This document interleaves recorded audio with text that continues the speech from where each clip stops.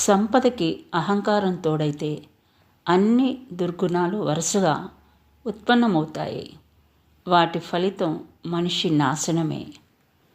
ఈ ప్రపంచంలో ఎవరితోనూ మిమ్మల్ని పోల్చవద్దు. అలా చేస్తే మిమ్మల్ని మీరు అవమానించుకున్నట్టే. మన ఆలోచన పవిత్రంగా 10 మంది మేలు కోరేదిగా ఉంటే పగవారైనా మన పక్కనే నిలుస్తారు.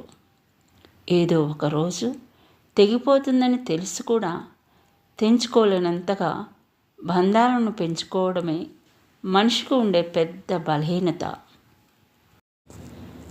మనుషులు నిన్ను ద్వేషిస్తే దేవుడు నిన్ను ప్రేమిస్తాడు. మనుషులు హేళనగా చూస్తే దేవుడు చేరదీసి హత్తుకుంటాడు. మనుషులు మనసును గాయపరిస్తే దేవుడు బాగు చేస్తాడు. దేవుని ప్రేమను రుచి చూసిన వాళ్ళెవరూ మనుషుల ప్రేమ కోసం ప్రాకులాడరు. ఎందుకంటే ఆయన ప్రేమే అన్నింటికన్నా మధురమైనది.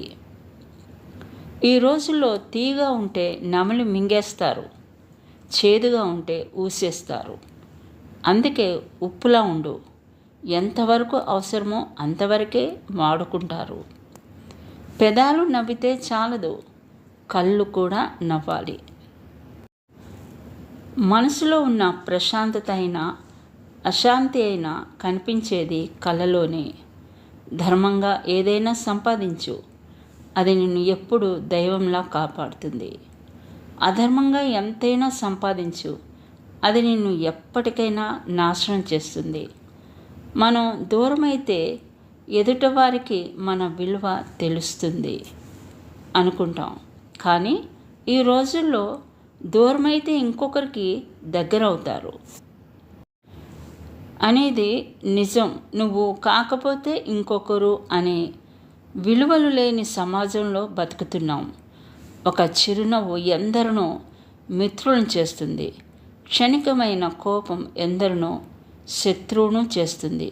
అందుకే విలువైన మీ జీవితంలో వచ్చే ప్రతి కొత్త రోజును నవ్వుతూ ప్రారంభించండి. నమ్మకం కోసం నటించవద్దు. నమ్మకం పోయిందిగా అని బరి తెగించవద్దు. సూర్యుడు పగలే దారి చూపగలడు, ఆత్మవిశ్వాసం శూన్యంలోనూ దారి చూపుతుంది.